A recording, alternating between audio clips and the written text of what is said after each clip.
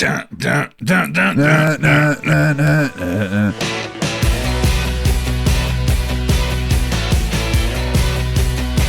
Hello there, GB here. Welcome to Fast Forward, where we follow up on episodes of Rewind classic movies. And today we're following on from last week's rewind of Mission Impossible 2 and looking at the work of Thomas Cruise Map Over the Fourth.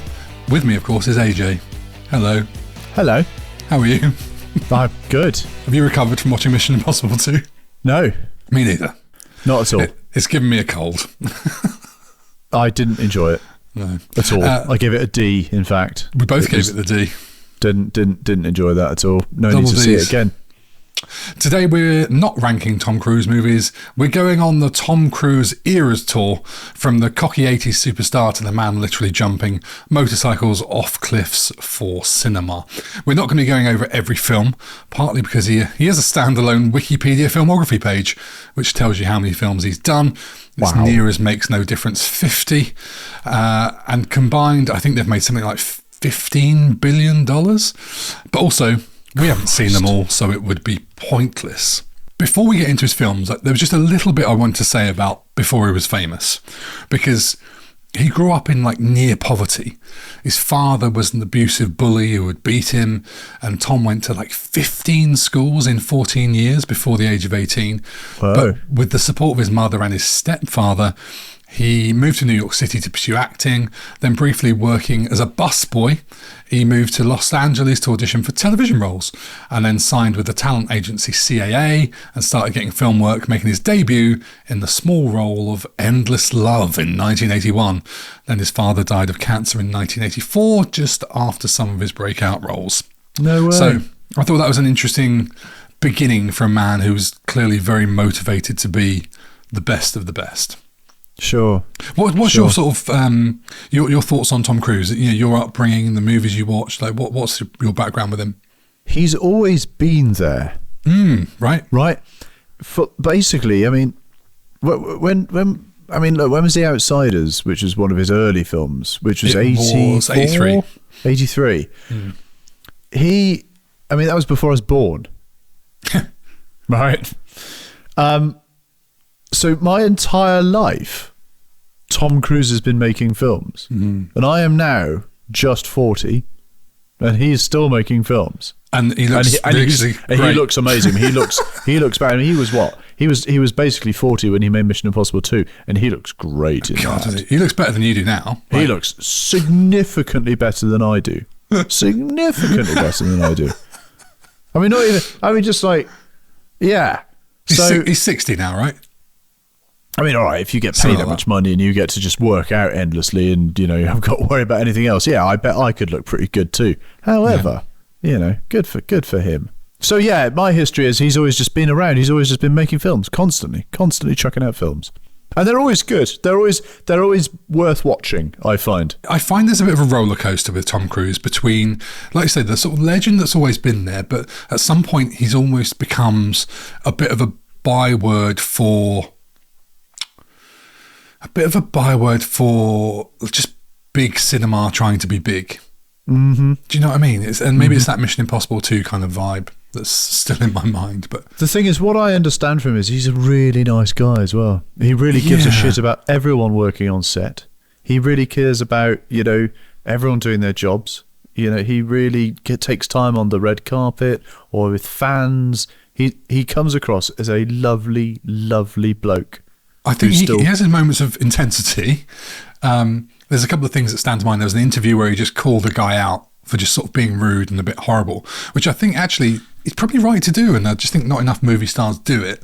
And then there was that infamous leaked audio during COVID when they were trying to film some stuff within the rules, and somebody broke one of the rules on set, and he just went at them. And I think a lot of people just took that as, oh, look at this movie star shouting at one of the small people. But actually, if you really listen to what he said, it was, we're trying our best to keep everyone working and keep people paying the regular small people, and you're jeopardizing it. Yeah, totally. So I think he was probably within his rights to say that. With that in mind, then, should we start knocking around the houses on some of his eras? The first era I was going to talk about is, we're basically doing this linear fashion. But the first era is the sort of the breakout rebel era, sort of 81 to 85, where you've got Hollywood suddenly realizing that this kind of star has arrived. He's a bit of fun. We get this first glimpse of some Cruise intensity. And the key films around this era, we're looking at the one you said, The Outsiders in 83, Risky Business in 83, and then Legend in 85. Jesus, was Risky Business 83? That's nuts. I thought that was much later in the 80s. Wow. How familiar, bear in mind these were like around the time you were born. Yeah. How familiar are you with them? I've seen Risky Business, definitely. It's great. Well, it's got a 93% rating on Rotten Tomatoes, so yeah. Really? Yeah. God. I mean, it's classic. When that dance scene where he slides across the floor into the living room. I mean, it's iconic. It's just brilliant. He's singing, so he's in a pink shirt, he's in like some white boxers, and he's singing Bob Seger's old time rock and roll. I mean, it's been recreated by so many people in so many ways ever since. But it's one of those. I mean, I don't know. You know, your kids now aren't going to look at that and go, "Oh yeah," you know. True. But it is iconic, and very much so. I mean, The Outsiders. I've not seen The Outsiders, and I've been meaning to. I mean, Francis Ford Coppola directed it, and it's got. Like Matt Dillon, Ralph Macchio, Patrick Swayze, Rob Lowe, Emilio Estevez, Tom Cruise. I mean, it's got fuck yeah, Diane Lane. It's got so many I mean, what a cast. Yeah, hell of an ensemble cast. You know, I need to see that. Yeah, I thought the same thing. I mean, I think Cruise's role in that is only relatively small, but still, I think you've definitely enough of other people in there that make you go, I want to watch that. I want to see Ralph Macchio in 83, right? Brief Karate Kid. Yeah. But Risky Business, I think that's probably one of his best early performances, without a doubt. But what surprised me about that is Paul Brickman, who directed it. This was his directing debut and one of only 3 films he directed. How do you direct such a great, iconic film like that that's so well respected and reviewed, and then not do that for the rest of your career? I find that weird. Yeah. I didn't look into what happened to him. But yeah. What about Legend? I mean, Ridley Scott, right? Have you seen it?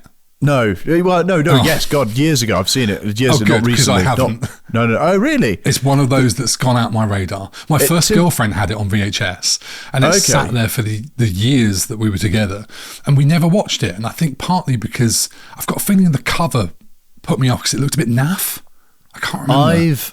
I've not seen it in a long, long time. And again, I think it probably belonged to an old girlfriend of mine as well. I mean, but it's Tim Curry, obviously. Directed by Ridley Scott. I mean, it makes it want to be brilliant. But I know there's bits and pieces of it because we started watching it recently and stopped almost immediately because it was like, oh, this is crap. Oh, really? Mm-hmm. Okay, so we don't add it to the list anytime soon. But it's definitely a thing that needs to be watched purely because, well, it's Tom Cruise and it's Ridley Scott, you know. Would you say from the minutes that you watched of it, better or worse than Mission Impossible 2? I don't know. Very different. I mean, it's very different because it's fantasy. What do you remember of Cruise in it? Oh, just a bit washed up, to be honest. Not one of the great ones. Washed up actor? Well, absolutely. I mean, I do that well. The thing is, I think that he's had some hits and misses, and he's had some really good hits, and he's had some really good misses as well. Who are we talking about? Bad misses, you know. Who are we talking about? Tom or Ridley? Tom. No, Tom Cruise. I think Ridley Scott has mostly won every time. Most times, apart from the latest Gladiator, that was shit. Have you seen that? No, off topic, I know, but oh god, don't. Do you know what though? I don't know that I've seen the original Gladiator all the way through because, and I know you hate me banging on about it. It came out while I was managing that video store, and we used to get so many copies of it, and they were always out on rent. And then by the time they started being available, I was just so over it. Everyone talking about it. I am Maximus, whatever. Decimus Meridius. Yeah, and I was just like, oh god, you know when something's so popular that the last thing you want to do is go and watch wife. it. Yeah, father to a murdered son. So I will have my vengeance in this life and the next. Yeah, sure. It's great. Did you know that considered for the role of Tom Cruise in Legend were Johnny Depp, Jim Carrey, and Robert Downey Jr.? Robert Downey Jr. Wouldn't that have been interesting? That would have been cool. And also, Ridley Scott was considering having one of your favourites, Richard O'Brien, to play Meg Mucklebones, whoever that is. Okay. He'd seen him in Rocky Horror. Yes. And so we wanted him because he'd seen him in that, which because is where he saw Tim Curry. Yeah. But the legend didn't even break office at the box office. Didn't even break off. God, Legend didn't even break. Oh God, didn't even break even at the box office. There you go. Really? Now let's move on to Era 2, the global superstar between 86 and sort of 92. So he becomes massive. He's got this kind of blockbuster appeal. There's some serious acting stuff going on there as well. He learns how to control his own career trajectory. And we get, I mean, this is just a crazy era of movies. Top Gun, directed by Ridley's brother Tony. Colour of Money, directed by Martin Scorsese. Cocktail, can't think who directed that. Rain Man, directed by Barry Levinson. Born on the 4th of July, directed by Oliver Stone. Days of Thunder, directed by Tony Scott. And A Few Good Men, can't remember who directed that. Jesus, man. What a run. That is a hell of a run. I mean, but here's the thing, right? Here's the thing. Although I know all of these films, I have seen fuck all of these films. Really? I have definitely seen A Few Good Men. Yep. And I've only recently watched Top Gun. Right. The rest of them I have not. I've never seen Cocktail, even though I've wanted to. And I know Cocktail also got panned. I mean, I think it won a Golden Raspberry for being like terrible. Yeah, well, it might have been like worst picture or something like that. I've not seen Rain Man because I don't want to be sad because I know it's a little bit sad, and it's got Dustin Hoffman in, who I love, and so I do actually want to watch it. And I've never actually watched it because I know it's beautifully done, and I know it's a gorgeous film. I would say watch it. I watched it recently on a plane, obviously, because that's where I do all my watching. It is such a masterclass. It is. I love movies like this where you can just watch two great actors opposite each other for hours. Cruise is great as Charlie Babbitt, and Hoffman is his autistic brother Raymond with savant syndrome, and he's just outstanding in it. It made almost $500 million, and they made it for 25. I mean, whoa, seriously, huge that's numbers. Mental. I had no idea. As a kid, I don't know about you, but like Rain Man became a bit of sort of slang for autism. Yes. What are you fucking Rain Man? Yeah, exactly. But it really is. It's such a joy to watch. It's one of those movies where, like, in a way, like, not a lot happens, and then there's not, tiny cast really, but so much of it is so watchable.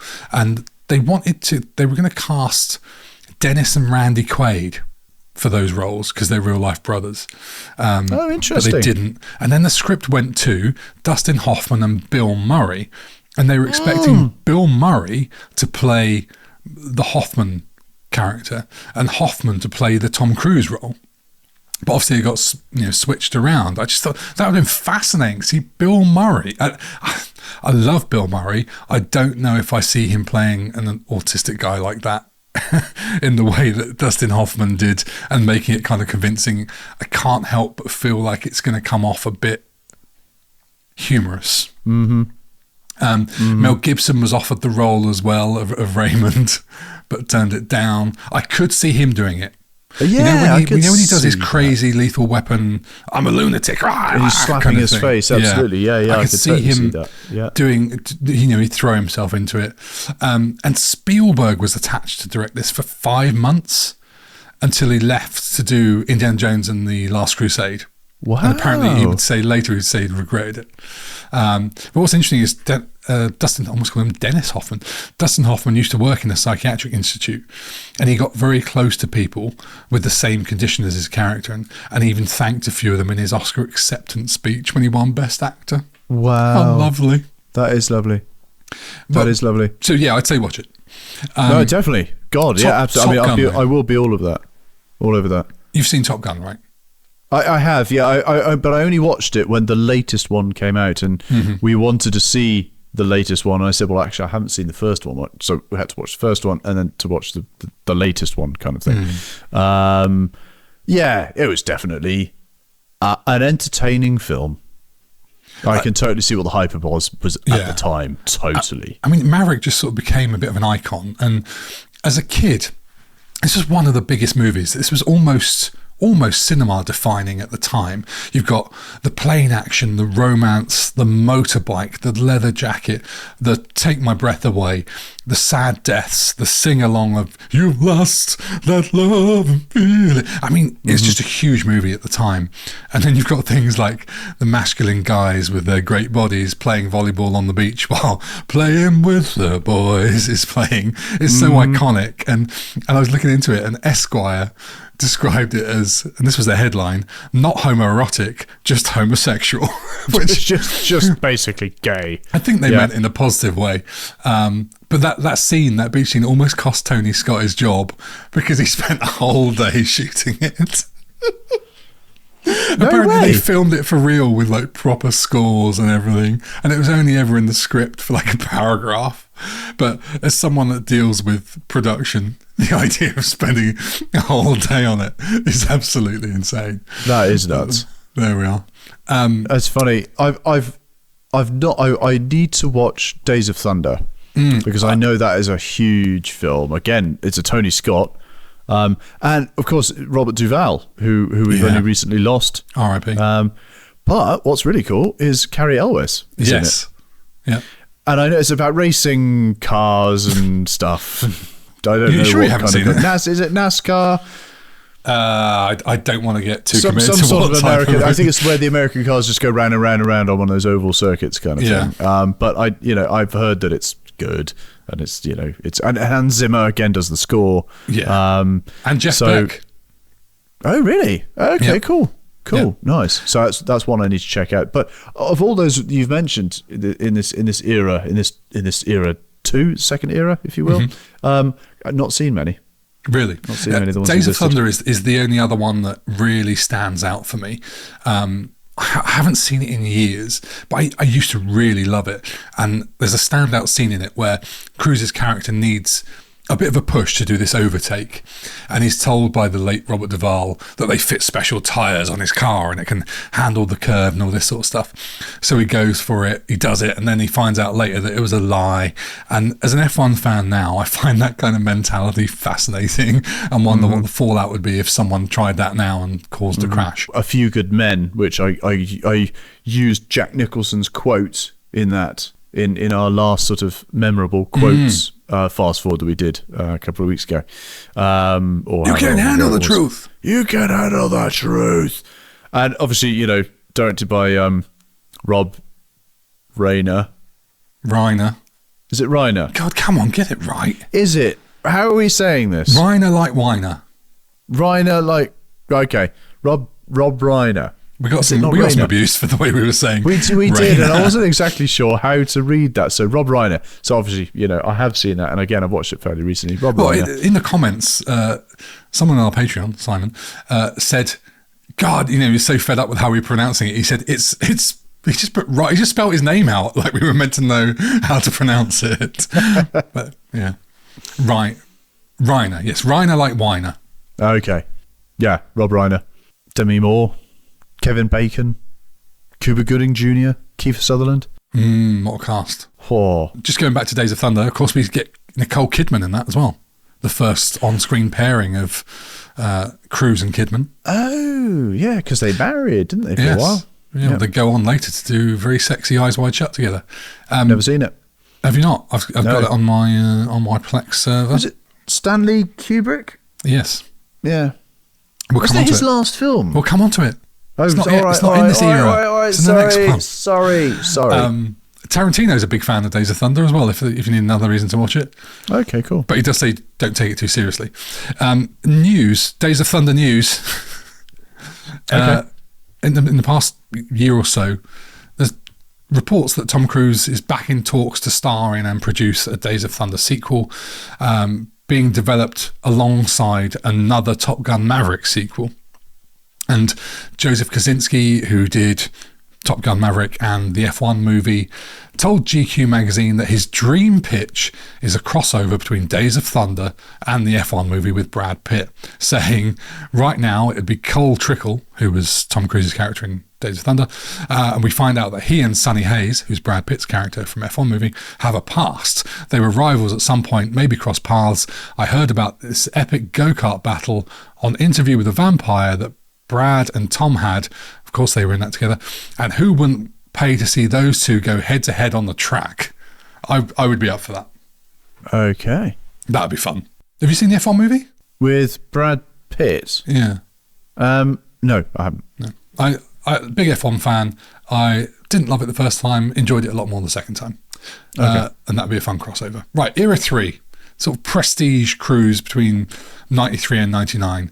We get Cruise proving he's a serious actor. He works with people like Paul Thomas Anderson, Stanley Kubrick, shows a bit of a darker side.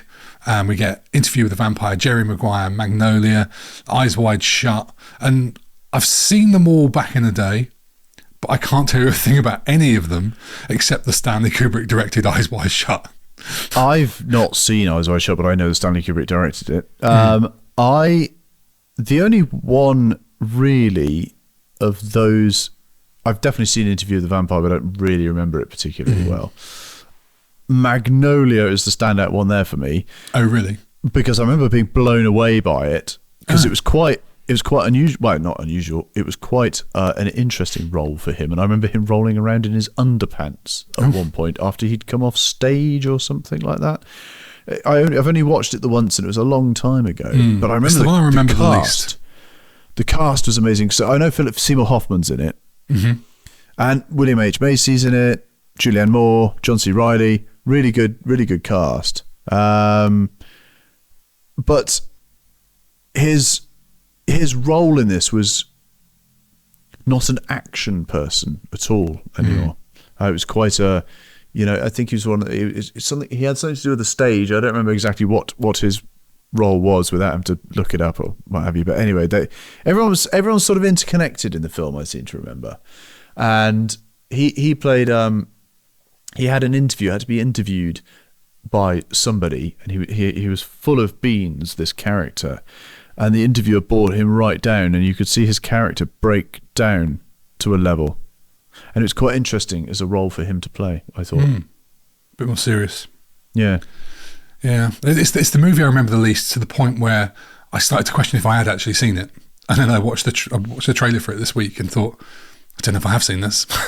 Yeah. There's a couple of his movies that blend together. But one of them is not Eyes Wide Shut, because back in 1999, this was the sexiest movie out there. If you were a teenager who wanted to look at Nicole Kidman's boobs, this was where you were going.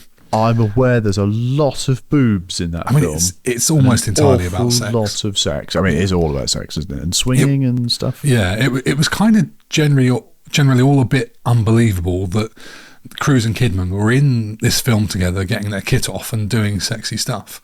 Mm-hmm. And I also love that it's about orgies and it stars Alan Cumming. Has it got Alan Cumming in? Alan Cumming, love to see it. You're joking. No, Alan Cumming's in it. Oh, mate. I had no idea.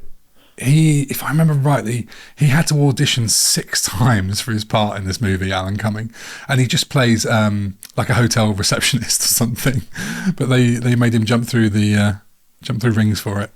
Right. At one point earlier on, Kubrick toyed with making it as a sex comedy with either Steve Martin or Woody Allen in the main role. And then was thinking about Tom Hanks, Bill Murray, Dustin Hoffman, and Warren Beatty.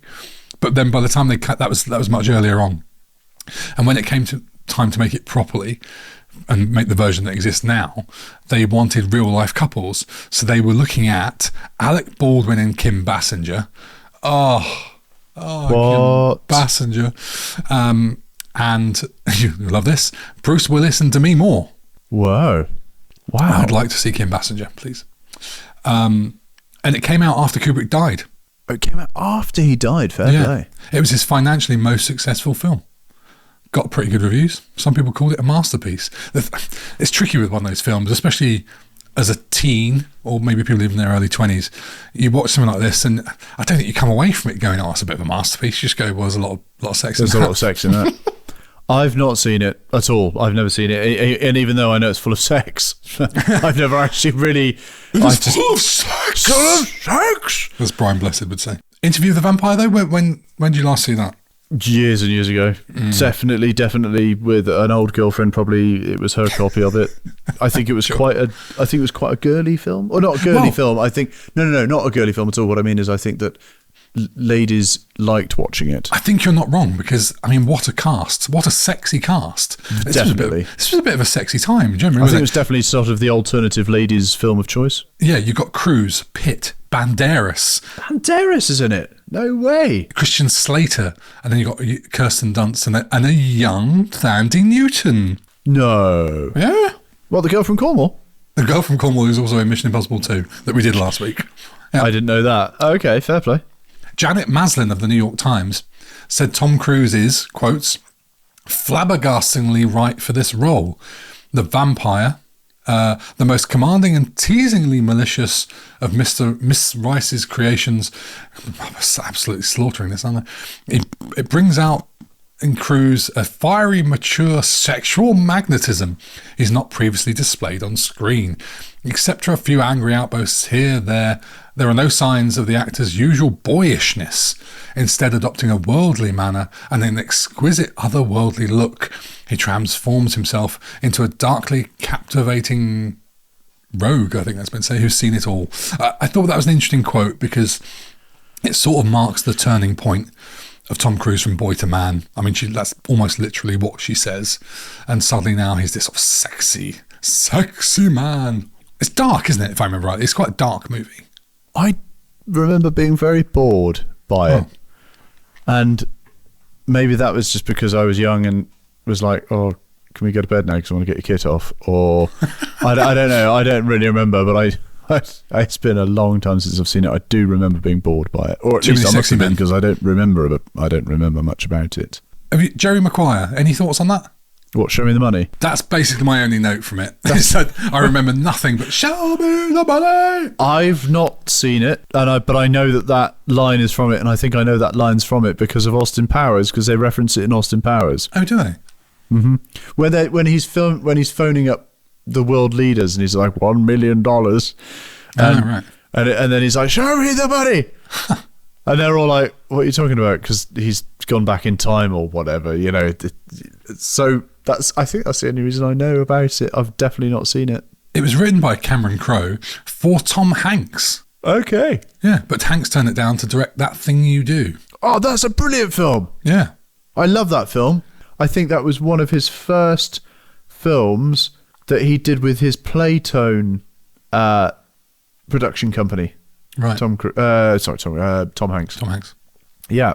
That's a great film. Yeah. That song is great. Yeah. Lucky for Tom Cruise, though, because he got nominated for Best Actor Academy Award. Well, there you go.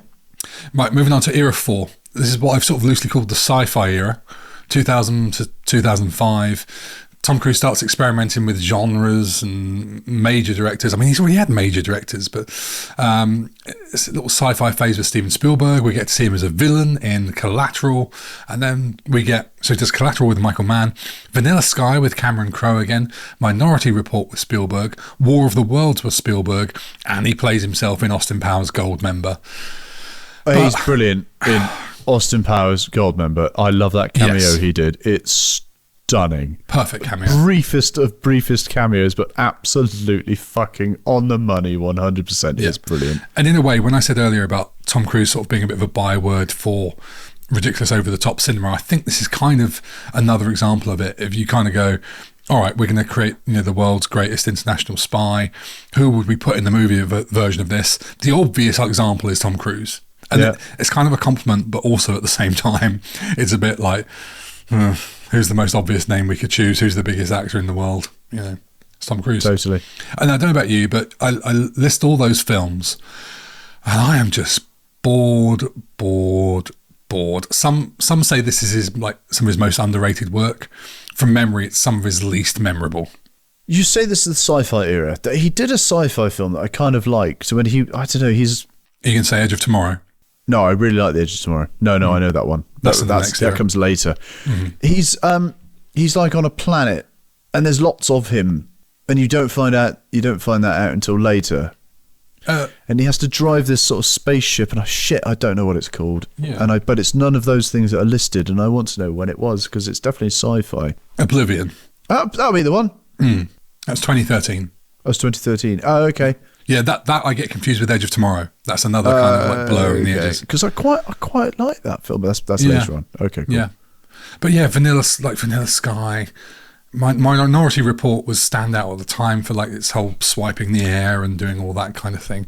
I know Vanilla Sky. I've not seen it, but I know it because there's a lot of films I've not seen here, it seems. We've chosen a topic here that I know nothing about. It's hilarious. Tom Cruise. I just assumed I'd seen loads of his films. But it's almost interesting to go, yes, we think X, but actually...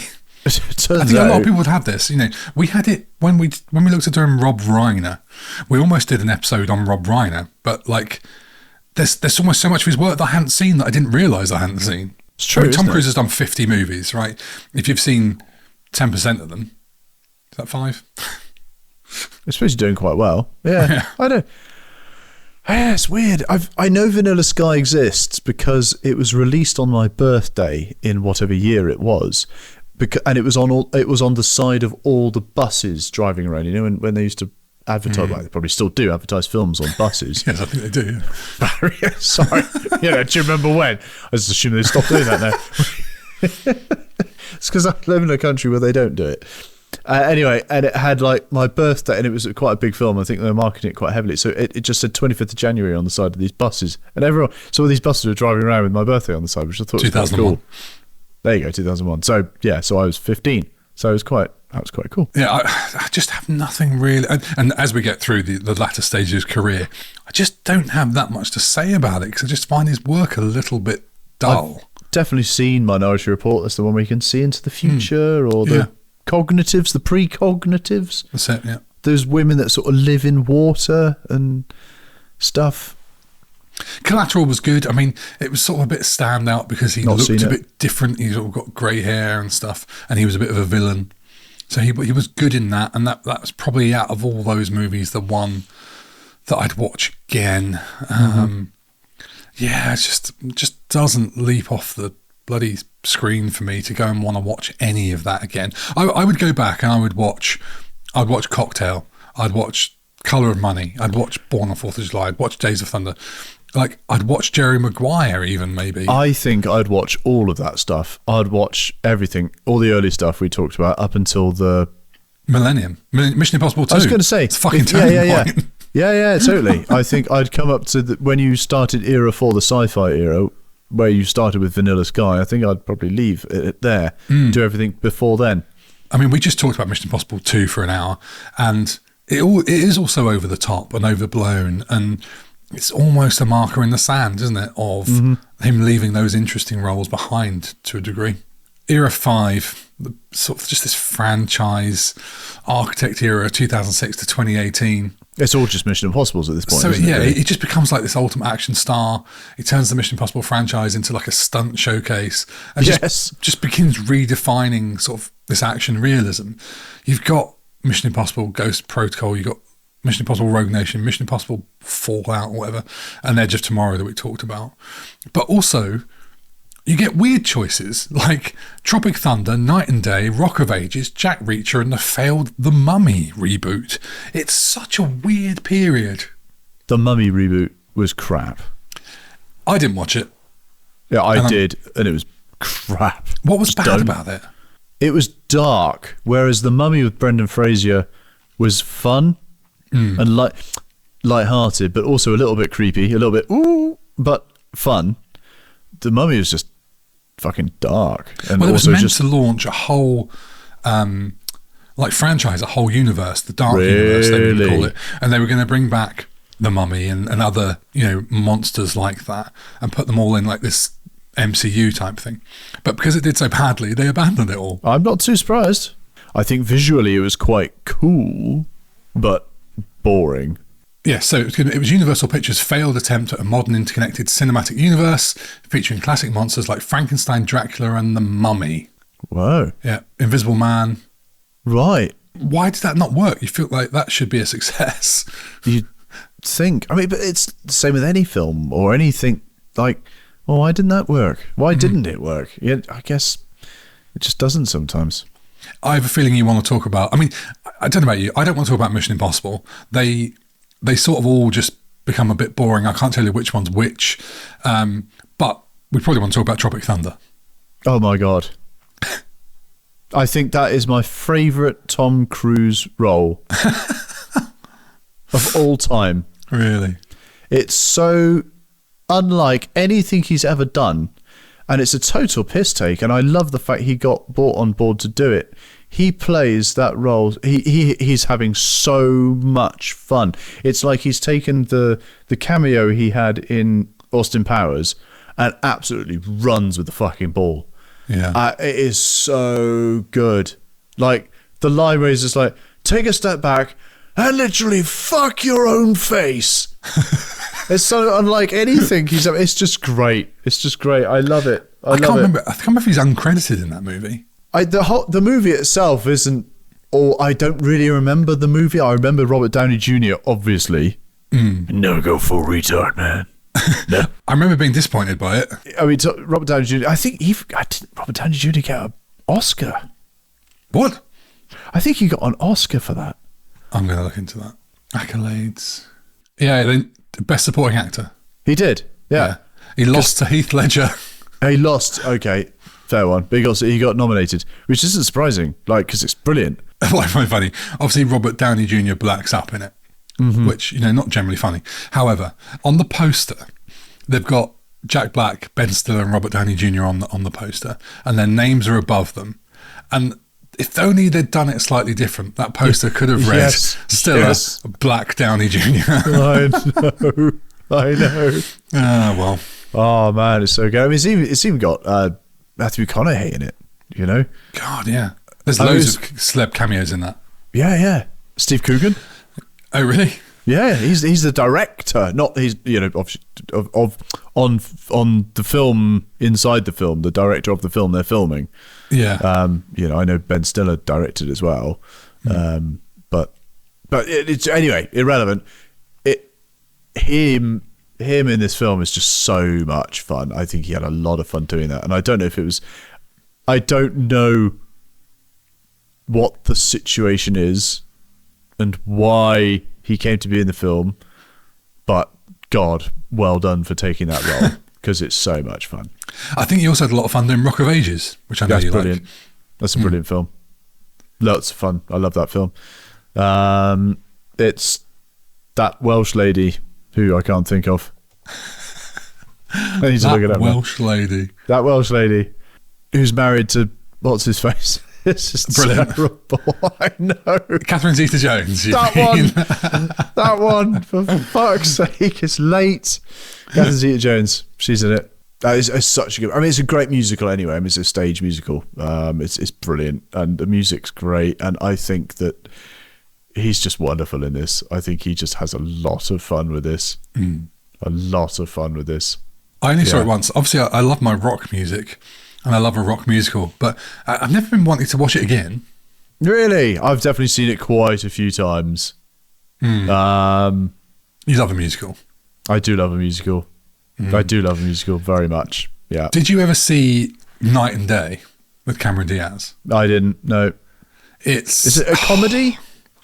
Comedy action? It's one of those sort of instantly forgettable.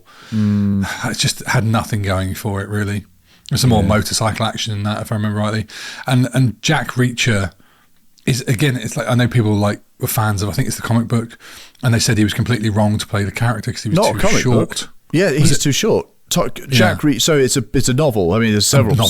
I've read them all, and he is a huge unit, massive, tall, muscle-bound bloke. Yeah. Well, they got Richardson. What's his name?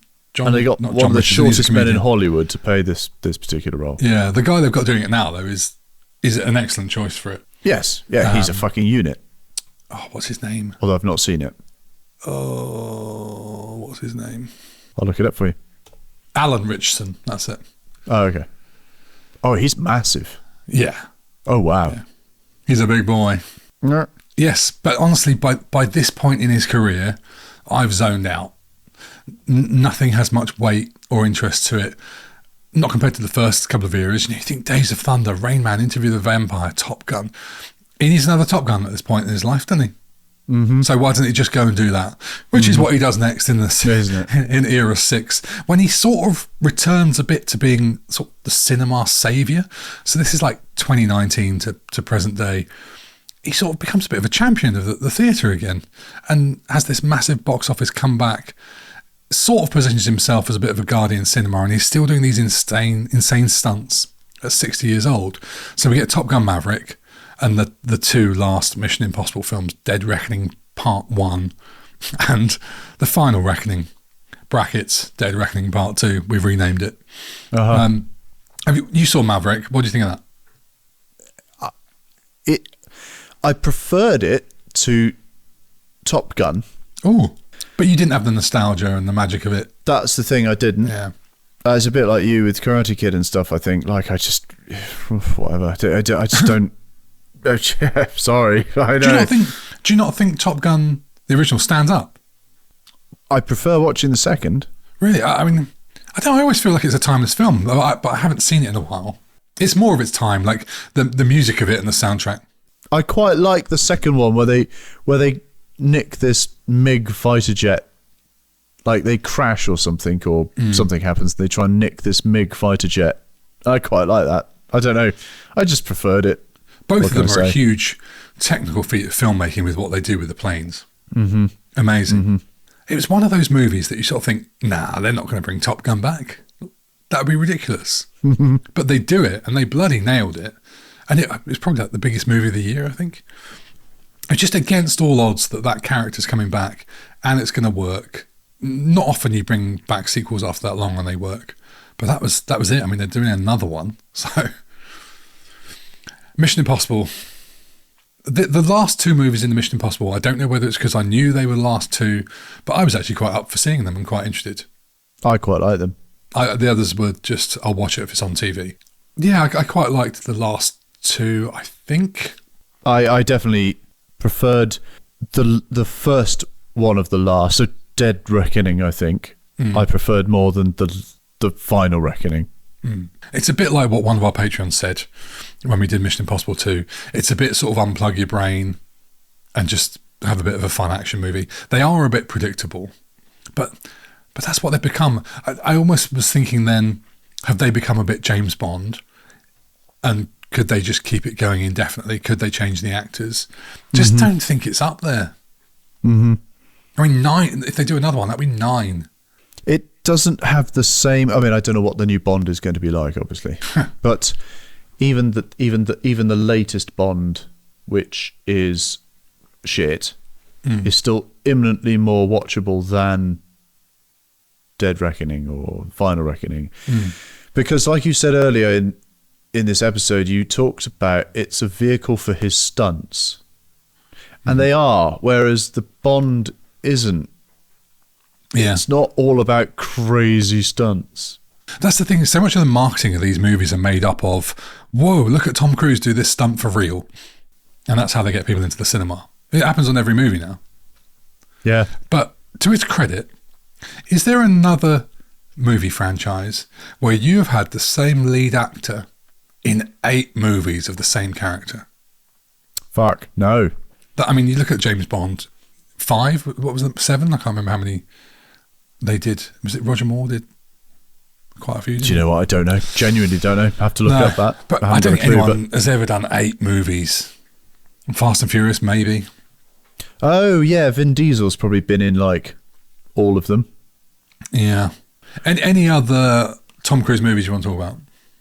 I don't think so. There's so many of them. I don't think there's a specific... 50 almost, yeah. Christ, yeah, there are so many. I must admit, I haven't had a chance maybe to do this justice either. But here's the thing. How do you watch all these bloody movies? Christ, maybe this says something that off the top of my head, I can't really think of a particular standout Tom Cruise movie that I really, really like. Let's watch a Tom Cruise movie. Which one? Well, that's almost going to be my next question. Okay. What will be your pick? If what's his best movie? One film I really enjoy and I have watched a few times, and it's got Gleeson in it, who was also in Mission Impossible 2, is I don't know if it's called Live, Die, Repeat or The Edge of Tomorrow. I don't actually know what I think it's The Edge called. of Tomorrow was the name of the movie, and then Live, Die, Repeat was the tagline. But the way they promoted it, I know what you mean. It was like, is this the title? It was as big, if not bigger, than the bloody title of the movie. I really enjoyed that. Really? And I've seen it a number of times. Emily Blunt, yeah. Yes, I've watched it and gone back to it several times, and because it's interestingly written by Christopher McQuarrie, who's written most of the new Mission Impossibles. Yeah. He's got there's elements of funniness in it. There's action, suspense, all that sort of stuff. It's good. I really enjoy that film. I'm not saying necessarily that I'd pick that. What I'd like to do, and what I'll put on record here, is that I will actually go and visit his early stuff, and pay some attention to some of those films that I actually haven't seen, and I really should do, to be honest. I didn't realise that they did a second Jack Reacher with him as well. My lord. Yes. But also, and in it is the lady who plays Robin Scherbatsky in How I Met Your Mother. Oh yes. Which I quite like. Yeah, she's good. And people are going to be screaming at us because we haven't talked about Valkyrie. Brilliant in Valkyrie. You've seen Not that, seen right? it. No. That was the one about Hitler. Yeah, I know. Yeah. Oh, you'd love that. Not seen it. That is a good movie. It's the one about Hitler. You'd love it. Oh, yeah. We both love a bit of the A-Man. Last Samurai we haven't talked about. There's more on there. We can't do them all. If we did, it would be the world's longest podcast. Oh my God, there's so many. There's so many films. But let me say this: more interesting than most of his recent movies is his upcoming 2026 movie, Digger, which is a black comedy directed by, brace yourself, Alejandro G. Inarritu. I've definitely got that wrong. But basically the guy who directed The Revenant and Birdman. Oh, Birdman's brilliant. Right. I love that film. That gives me hope. And it's also starring John Goodman, Jesse Plemons and Riz Ahmed. Whoa. So the fact that Tom Cruise is in a black comedy is interesting enough. But couple it with that cast and that director, I'm optimistic. There was a teaser trailer came out, but it doesn't show anything. It's just a man with a shovel. So could be great, could be dreadful. Wow. I'm trying to think of a movie that I wanna watch, or that I would say is his best. It's almost tough to see past Top Gun in a way. No, do you know what? Mission Impossible 1. There you go. Okay. I think that's a great movie. Yeah. Timeless classic, I'd call it. Would you? We haven't really talked about Scientology. Well, But anyway. I know, I didn't. I mean, I didn't want to go down that road. No, let's not go there. Because I like Tom Cruise a lot. I think because he seems like a really, really nice guy. He does an awful lot of stuff, and he comes across as a cool guy that really supports the industry in a big way. But he's also a Scientologist, and he's really, really into Scientology. It's an interesting one, the whole Scientology lot, but that's it now. We're ruined. They're going to come after us. Yep, that's fine. If only they cared about us and our little podcast. I know. Do you know what? I'm surprised he hasn't directed stuff. Well, I mean, maybe he has, but what's interesting is he is officially listed as a camera operator on the upcoming 2027 Star Wars movie Starfighter. What? Yeah. It came out because he visited the set one day. It was like, I don't know if it was where he was filming something or if he just literally turned up. But Sean Levy's directing this movie with Ryan Gosling, and Tom Cruise just turned up to set one day and pictures leaked of him knee deep in a load of water directing a scene with Ryan Gosling. Literally took the camera and was like moving it around. That's funny. So how much of that is actually real or not, I don't know. It's quite funny. I am going to watch Eyes Wide Shut though, possibly this weekend. Okay. Nice. Well, enjoy. It's downloaded, ready to go. Anyway, please leave us a review on your podcast platform of choice, whether that's Apple Podcasts, Spotify, or whatever. It all really helps. You can find us on YouTube, Instagram, Facebook, and TikTok at Rewind Classic Movies. If you want to drop us an email, it's rewindclassicmovies@gmail.com. Right, that's the show. Thanks so much for spending time with us. If you want to come hang out, get behind the scenes updates, bonus content, or early access to the episodes, then head over to the Patreon, where you can get a backlot pass for just $5 a month. Join me and AJ next week for the main Rewind shows. We'll be going when are we going to? It's your movie pick next year. We talked about it loosely. Oh, shit. When was that? In the Rewind, and that's 1980. Oh, I don't know. 1986, year I was born. It was. 1986. 1986. Yeah. Do you want to say what movie it is now we're in the fast forward? You need to do your little teaser. Go on, tease us what it is without giving it away. Well, it's a... This should be fun. It's a film about the babe. What babe? The babe with the power. What power? The power of voodoo. You do? Voodoo. Like that, isn't it? Remind me of the babe. Remind me of the babe. Yes. That one. David Bowie in tights. Yeah, basically it's time to show your cock and balls through your very tight trousers and celebrate some Jim Henson magic. Yeah, there we go. God, yeah. Absolutely. I mean, it's Terry Jones. You can't want fucking more, really. And Jennifer Connelly. Python. Let's just go everything. I cannot wait. Sorry about the mess. Say goodbye, AJ. Bye. Bye. See you next time.